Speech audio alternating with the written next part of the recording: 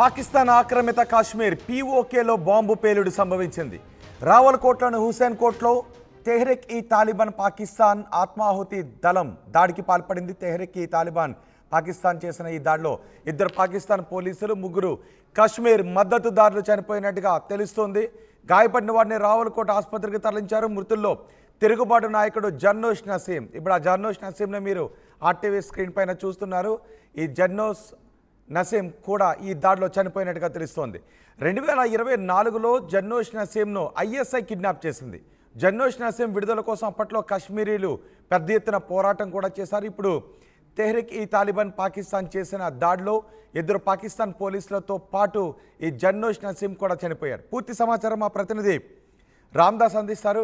రామ్దాస్తో మనం మాట్లాడదాం. ఒక్కసారి ఆ దృశ్యాలను కూడా, పేలుడు జరిగిన ప్రదేశంలో ఉన్న దృశ్యాలను కూడా మీరు ఆర్టీవీ స్క్రీన్ పైన చూడొచ్చు. పాకిస్తాన్ ఆక్రమిత కాశ్మీర్లో ఈ దాడి జరిగింది. బాంబు పేలుడు, ఆత్మాహుతి దళం ఈ పేలుడుకు సంభవించినట్టుగా తెలుస్తోంది. తెహ్రీక్ ఈ తాలిబాన్ పాకిస్తాన్ చాలా కాలం నుంచి తెహ్రీక్ ఈ తాలిబాన్ పాకిస్తాన్లో బాంబు పేలుళ్లకు పాల్పడుతుంది. పాకిస్తాన్ పౌరులు, పాకిస్తాన్ పోలీసులు, పాకిస్తాన్ సైనికులు టార్గెట్గా, పాకిస్తాన్ ఆస్తులు టార్గెట్గా తెహ్రీక్ ఈ తాలిబాన్ చాలా చోట్ల ఈ దాడులు చేస్తుంది. అందుకే ఆఫ్ఘనిస్తాన్లో తాలిబాన్లకు పాకిస్తాన్కి మధ్య కొంచెం గ్యాప్ పెరగటానికి కూడా ఈ తెహ్రీక్ ఈ తాలిబాన్ పాకిస్తాన్ కారణం. తెహ్రీక్ ఈ తాలిబాన్ పాకిస్తాన్లో ఆత్మాహుతి దాడులకు, బాంబు పేలుళ్లకు పాల్పడుతూ ఉంటే వారిని తాలిబాన్లు కట్టడి చేయడం లేదు అంటూ పాకిస్తాన్ తాలిబాన్లకు దూరం జరుగుతూ వస్తుంది. దీంతోనే ఆఫ్ఘనిస్తాన్కు పాకిస్తాన్కు మధ్య గ్యాప్ ఏర్పడుతుంది. ఇప్పుడు తెహ్రీక్ ఈ తాలిబాన్ ఆత్మాహుతి దాడికి పాల్పడింది. పీఓకేలోని పాకిస్తాన్ ఆక్యుపైడ్ కాశ్మీర్లో ఈ రావల్కోట్లోని ఈ దాడి జరిగింది. ఈ దాడిలో 2 పాకిస్తాన్ పోలీసులతో పాటు కాశ్మీరీ నాయకుడు జర్నోష్ నసీం కూడా చనిపోయినట్టుగా తెలుస్తోంది. అది ఎవరిని టార్గెట్ చేసుకుని ఈ దాడిలోకి పాల్పడ్డారు అనేది మాత్రం ఇంకా వెల్లడించాలి. కాశ్మీరీ నాయకుడు జర్నోష్ నసీం ఈ దాడిలో మరణించడంతో ఒక్కసారిగా కలకలం చెలరేగింది. 3 కాశ్మీరీ మద్దతుదారులు ఈ దాడిలో చనిపోయారు. అందులో ఆ చనిపోయిన వారిలో ఈ జర్నోష్ నసీం కూడా ఉన్నాడు. మరికొంతమంది గాయపడ్డారు. గాయపడ్డ వారిని రావల్కోట్ ప్రభుత్వ ఆసుపత్రికి తరలించారు. మృతుల్లో ఈ తిరుగుబాటు నాయకుడు జర్నోష్ నసీం కూడా ఉన్నాడు.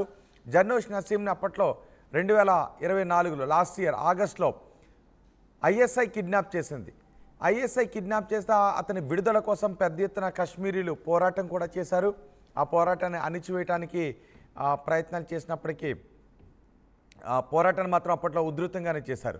2024 జర్నోష్లో నసీం కిడ్నాప్ కాబడ్డ నసీం ఇప్పుడు ఈ టీటీపీ చేసిన దాడిలో మరణించడం అక్కడ కొంత ఆందోళన కలిగిస్తుంది.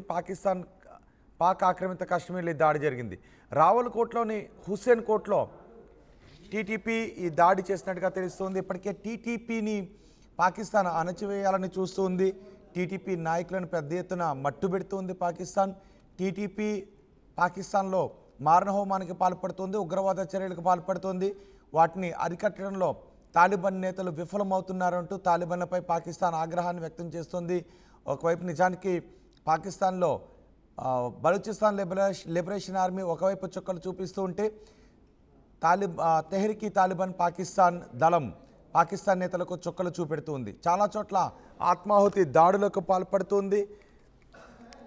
అంతేకాదు పాకిస్తాన్ ఆస్తులను టార్గెట్గా చేసుకుని విధ్వంసానికి పాల్పడుతుంది. పాకిస్తాన్ పోలీసులను కూడా టార్గెట్ చేసుకుని బాంబు పేలుళ్లకు పాల్పడుతుంది. తాజాగా జరిపిన దాడిలో తెహ్రీక్ ఈ తాలిబాన్ ఆత్మాహుతి దాడి కలకలం రేపింది. ఈ దాడిలో ఇప్పుడు మీరు చూస్తున్న కాశ్మీరీ నాయకుడు జర్నోష్ నసీం కూడా చనిపోయినట్టుగా తెలుస్తుంది. అంతేకాదు 2 పాకిస్తాన్ పోలీసులు కూడా చనిపోయారు. అయితే ఎందుకు ఈ దాడి చేశారు, ఎవరిని టార్గెట్ చేసుకుని ఈ దాడి చేశారు అన్న దానిపై కూడా కొంత సమాచారం రావాల్సింది. మా ప్రతినిధి రామ్దాస్ ఉన్నారు పూర్తి సమాచారం అందించడానికి. రామ్దాస్, ఈ దాడికి సంబంధించి పీఓకేలో తెహ్రీక్ ఈ తాలిబాన్ పాకిస్తాన్ చేసిన ఆత్మాహుతి దాడి గురించి మీ దగ్గర ఉన్న సమాచారం ఏంటి? ఎవరిని టార్గెట్ చేసుకుని టీటీపీ ఆ దాడికి పాల్పడింది? దాడిలో పోలీసు చనిపోయారు, 4 మిలిటెంట్లు మరణించినట్లుగా అధికారులు చెప్తున్నారు. ఇది రావల్కోట్ జిల్లాలో జరిగింది. అనుమానిత ఉగ్రవాదులను అరెస్ట్ చేయడానికి పోలీసులు అక్కడ శివారు ప్రాంతాలు ఉగ్రవాదుల స్థావరంపై దాడి చేస్తారంటూ police chief Sardar Mohammad local police chief చెప్తున్నారు. సో అనుమానిత ఉగ్రవాదులు పోలీసులపై కాల్పులు జరిపారని, ఒకరు తనను తాను పేల్చుకున్నారని, ఫలితంగా పోలీసులు 4 ఉగ్రవాదులు మరణించినట్టుగా ఆయన స్టేట్మెంట్ సారాంశం ఇక్కడ. సో అయితే 7 పోలీసులు గాయపడి తెలుస్తుంది. ఇక్కడ అంటే హతమైన ఉగ్రవాదులు పాకిస్తాన్ లోని నిషేధిత గ్రూపుల కన్సార్టియంగా చెప్తున్నారు. ప్రధానంగా ఇది తెహ్రీకి తాలిబాన్ పాకిస్తాన్ తో సంబంధం కలిగి ఉన్నట్టుగా పోలీసు వర్గాలు అయితే చెప్తున్నాయి. ముఖ్యంగా అంటే పోలీసులు లక్ష్యంగా చేసుకొని ఈ దాడులు చేస్తారా లేదా పాకిస్తాన్ లో ఇంకా వేరే ఏదైనా ఇతరత్ర కారణాలను అనుకోవడంపై అయితే ప్రస్తుతం ఆరా తీస్తున్న పరిస్థితి కనబడుతుంది. ప్రధానంగా పోలీసు స్థావరాలను పోలీసు చెక్ పోస్టుల ఆధారం దాన్ని బేస్ చేసుకొని దాడులు చేసినట్టుగా చెప్తున్నారు. దక్షిణ వజీరిస్తాన్ ప్రాంతంలో కూడా కొన్ని దాడులు జరిగినట్టుగా చెప్తున్నారు. అక్కడ కూడా వాలీబాల్ మ్యాచ్ సందర్భంగా కొంతమందిపై దాడి చేసినట్టుగా చెప్తున్నారు. సో మొత్తం మీద అయితే అటు పాక్ ఆక్యుపైడ్ కాశ్మీర్ లో తాజాగా ఈ దాడులు తెహ్రీకి తాలిబాన్ పాకిస్తాన్ చేసినట్టుగానైతే పాకిస్తాన్ అనుమానిస్తుంది. పాకిస్తాన్ వాళ్ళందరినీ కూడా ఒక ఉగ్రవాదుల గ్రూప్ కన్సార్టియంగా భావిస్తున్న పరిస్థితి కనబడుతుంది. బలూచిస్తాన్ లిబరేషన్ ఆర్మీ కావచ్చు, టీడీపీ కావచ్చు, ఇవన్నీ కూడా. అంటే అక్కడ ఈ కాశ్మీరీ నాయకుడు జర్నోష్ నసీం ఎందుకున్నాడు? ఎవరంట జర్నోష్ నసీం కూడా ఈ దాడిలో మరణించాడని వార్తలు వస్తున్నాయి. ముఖ్యంగా అంటే అక్కడ ఉన్నటువంటి స్థానిక నాయకుల్ని ప్రధానంగా టార్గెట్ చేసుకుని దాడులు చేసినట్టుగా భావిస్తున్నారు. ప్రధానంగా అంటే కొన్ని స్థానికంగా ఉన్నటువంటి గొడవలతో పాటు ముఖ్యంగా పాక్ ఆక్యుపైడ్ కాశ్మీర్ అలాగే ఇటు ముజఫరాబాద్ రాజధానిగా తీసుకుని ఏదైతే ఆజాద్ కాశ్మీర్ ఉందో వాళ్ళు కూడా పూర్తి స్థాయిలో ఇటు ఆ ప్రాంతంపై ఇటు ఖైబర్ పఖ్తూన్ఖ్వా నుంచి కొంతమంది ఇటువైపు నుంచి కొంత పట్టు సాధించేందుకు ప్రయత్నిస్తున్న క్రమంలో అక్కడటువంటి ఒక సొంత ప్రభుత్వం ఉంది. అక్కడ ఆజాద్ కాశ్మీర్ కు సొంత ప్రభుత్వం అంటూ ఉంది, కానీ ప్రభుత్వానికి పూర్తి అధికారాలు ఏమి ఉండవు, కంప్లీట్ గా పాకిస్తాన్ నియంత్రణలోనే ఉంటుంది. అయితే ఈ ప్రాంతంపై పట్టు సాధించేందుకే ఖైబర్ పఖ్తూన్ఖ్వా నుంచి కొంతమంది టీడీపీ మిలిటెంట్ ఇక్కడ దిగబడ్డట్టుగా పాకిస్తాన్ అయితే భావిస్తున్న పరిస్థితి కనబడతా ఉంది. ఈ దాడిలో అయితే తిరుగుబాటు నాయకుడు జర్నోమ్ నసీం కూడా చనిపోయినట్టుగా అయితే చెప్తున్నారు. సో ఇక్కడ అంటే 2024లో అతని ఐఎస్ఐ కిడ్నాప్ చేసినట్టుగా చెప్తున్నారు. సో అతని విడుదల కోసం అప్పట్లో కాశ్మీర్ లో అయితే పోరాటం చేశారు. స్థానికంగా మంచి గుర్తింపు పొందిన నాయకుడిగా చెప్తున్నారు. అక్కడ వాళ్ళ హక్కుల కోసం పోరాడే నాయకుడిగా జర్నోష్ నసీం ను వాళ్ళు వర్ణిస్తూ ఉంటారు. సో అంటే ఇక్కడ కంప్లీట్ గా మత ఛాందసవాద ఉగ్రవాదానికి సంబంధించినటువంటి కొంతమంది అటు ఐఎస్ఐ తీవ్రవాదులతో చేతులు కలిపి కంప్లీట్ గా వీళ్ళపై దాడులు చేస్తున్నారు. అక్కడ ఉన్నటువంటి స్థానికంగా ఉన్నటువంటి స్థానిక వ్యవస్థని పూర్తిగా విచ్ఛిన్నం చేసే ప్రక్రియలో భాగంగానే అంటే తెహ్రీకి తాలిబాన్ పాకిస్తాన్ కి చుక్కలు చూపెడుతోంది. తాలిబాన్ తో కొంత గ్యాప్ రావడానికి ఈ తెహ్రీకి తాలిబాన్ పాకిస్తాన్ కూడా కారణం. ఈ తెహ్రీకి తాలిబాన్ పాకిస్తాన్ లో కట్టడి చేయలేకపోతున్నారు తాలిబాన్లు అని పాకిస్తాన్ ఆఫ్ఘనిస్తాన్ పై ఎప్పటి నుంచి ఆరోపణలు చేస్తుంది. సో ఈ తాజాగా జరిగిన దాడితో పాకిస్తాన్ ప్రభుత్వం ఏమంటుంది? అంటే తాజాగా జరిగిన దాడికి సంబంధించి ముఖ్యంగా పాకిస్తాన్ ప్రభుత్వం సంబంధించినటువంటి అక్కడ పోలీస్ అధికారులు మరణించారు. ఇది అంటే వాళ్ళపై దాడిగా ప్రభుత్వంపై దాడిగానే పరిగణిస్తున్న పరిస్థితి కనబడుతుంది. ఇక్కడ వీళ్ళ హిట్ లిస్ట్ లో ఉన్నారు వీళ్ళంతా కూడా. అండ్ ఈ ఉగ్రవాద గ్రూపులు కానీ ముద్ర వేశారు. ఇక్కడ పాకిస్తాన్ కొన్ని ఇందాక చెప్పినటువంటి సంస్థలు ఏవైతే ఉన్నాయో కొన్ని బలూచిస్తాన్ మానవ హక్కుల సంఘాలు బీవైసీ అని అంటారు, యాంగ్ జాతీ కౌన్సిల్ అంటారు, అలాగే ఈ తెహ్రీకి తాలిబాన్ పాకిస్తాన్ కావచ్చు, ఇంకా కొన్ని నిషేధిత మిలిటెంట్ సంస్థలు దాదాపు 16 వరకు కూడా ఉన్నట్టుగా చెప్తున్నారు. ఇవన్నీ కూడా కొన్ని మనుగడలో ఉన్నాయి, కొన్ని ఇటు ఉనికి లేదు. సో ఇదే ముఖ్యంగా ఇక్కడ బిఎల్ఏ అలాగే టీటీపీ ఈ రెండు మాత్రమే పాకిస్తాన్ కు పక్కలో బల్లెంలా మారిన పరిస్థితి కనబడుతుంది.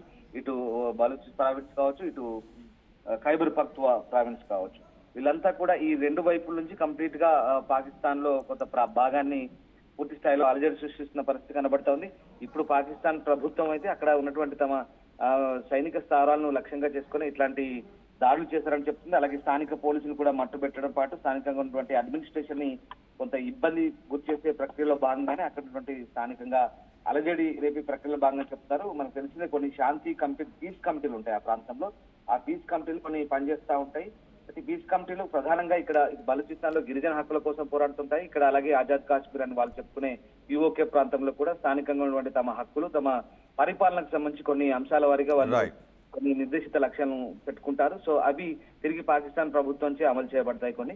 సో ఇట్లాంటి క్రమంలోనే వీళ్ళందరిపై కూడా దాడులు జరుగుతున్నాయనే వాదన అయితే వినిపిస్తుంది. అంటే ఆ ప్రాంతంలో ఉనికిని చాటుకునేందుకే తెహ్రీకి తాలిబాన్ పాకిస్తాన్ ఈ దాడులకు తెగబడ్డట్టుగా చెప్తారు. మెల్లమెల్లగా ఖైబర్ పఖ్తూన్ఖ్వా నుంచి ముజఫరాబాద్ మీదుగా ఆజాద్ కాశ్మీర్ లోకి ప్రవేశించేందుకే చొరబాట్లనైగానే పాకిస్తాన్ భావిస్తుంది. ఆ చొరబాట్లను నిరోధించేందుకే వాళ్ళు కూడా దాడులు చేస్తున్నారు. కానీ ఇప్పుడు ఇక్కడ వీళ్ళు ఆత్మాహుతి దాడి పాల్పడి స్థానికంగా ఉన్నటువంటి కొంతమందిని మట్టుబెట్టే ప్రయత్నం చేసే భాగంలోనే ఈ దాడి జరిగింది.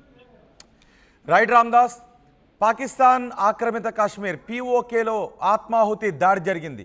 పిఓకేలోని రావల్కోట్లో హుస్సేన్ కోట్ దగ్గర TTP, Taliban, Tehreek Taliban Pakistan group ఈ ఆత్మాహుతి దాడికి పాల్పడింది.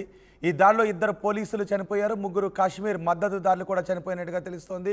గాయపడ్డ వారిని రావల్కోట్ ఆసుపత్రికి తరలించారు. మృతుల్లో తిరుగుబాటు నాయకుడు జర్నోష్ నసీం, ఇప్పుడు మీరు ఆర్టీవీ స్క్రీన్ పైన చూస్తున్నారు, ఆ జర్నోష్ నసీం కూడా ఉన్నారు.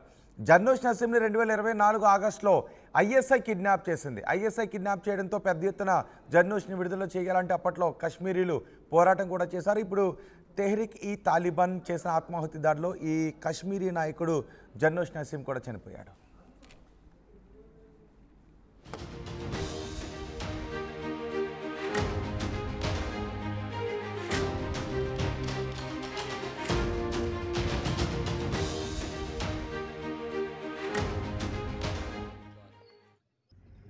और मैं वो वालदा हूँ जिसका बेटा 13 अगस्त से लापता है, और मैं वो वालदा हूँ जिसके दुख को कोई औरत ही समझ सकती है। मैं वो वालदा हूँ जो हर रोज़ मरती और हर रोज़ जीती हूँ। मैं वो वालदा हूँ जो सुबह होती है तो शाम का इंतज़ार करती हूँ कि शाम को शायद कोई खबर मिल जाए, शाम होती है तो सुबह का इंतज़ार होता है कि शायद सुबह कोई खबर मिल जाए। तो खुदा के लिए मैं तमाम इदारों से, आर्मी चीफ से, तमाम एजेंसियों से, हुकूमत पाकिस्तान से, हुकूमत आज़ाद कश्मीर से गुजारिश है कि वो मेरे बेटे को रिहा करें। अगर उसका कोई कसूर है तो उसका अदालत में पेश करें। इन लोगों को पता होना चाहिए कि हम किस तकलीफ से दो चार हैं। एक माँ ये बता सकती है कि उसको कितना दुख है, तो हम कितने दिनों से हम ना सो सकते हैं, ना हम कुछ खा सकते हैं। मैं बीमार हूँ, कैंसर की मरीज हूँ, मुझे दिल की तकलीफ है। तो इस हालत में अगर मैं इधर आई हूँ तो मैं आप लोगों से अपील करती हूँ, इदारों से, कि खुदा के लिए मेरे बच्चे को रिहा किया जाए। अगर वो उसने कोई कसूर किया है तो उसका अदालत में पेश किया जाए। और जो लोग इधर मेरे मेहमान आए हुए हैं, जो लोग मेरे लिए जिन्होंने आवाज़ उठाई है, मेरे बच्चे के लिए जो लोग खड़े हुए हैं, मेरा लख्त जिगर गैब है। मैं किससे इल्तिजा करूं, किसको जाके कहूं? इदारे तो जो है लोगों की हिफाजत करते हैं, तो मैं किसको जाके कहूं कि मेरा बेटा किधर है? आज 10 दिन से ये तो बता दें कि मेरा बेटा किधर है। खुदा के लिए मेरे दुख को समझें और मेरे बेटे को रिहा करें। अगर उसने कसूर किया है तो उसके अदालत में पेश करें। ये जो लोग मेरे लिए आए हुए हैं मेहमान, जो मेरी आवाज़ बने, मैं उन सब का शुक्रिया अदा करती हूँ। अल्लाह उन सबको अजर दे, और जब तक मेरा बेटा रिहा होता है ये सब लोग मेरी आवाज़ बने। बहुत शुक्रिया। ప్రపంచంలో ఏ మూల ఏ క్షణం ఏం జరుగుతుందో వేగంగా తెలుసుకోవడానికి తొలి వెలుగు వాట్సాప్ ఛానల్ని ఫాలో చేయండి.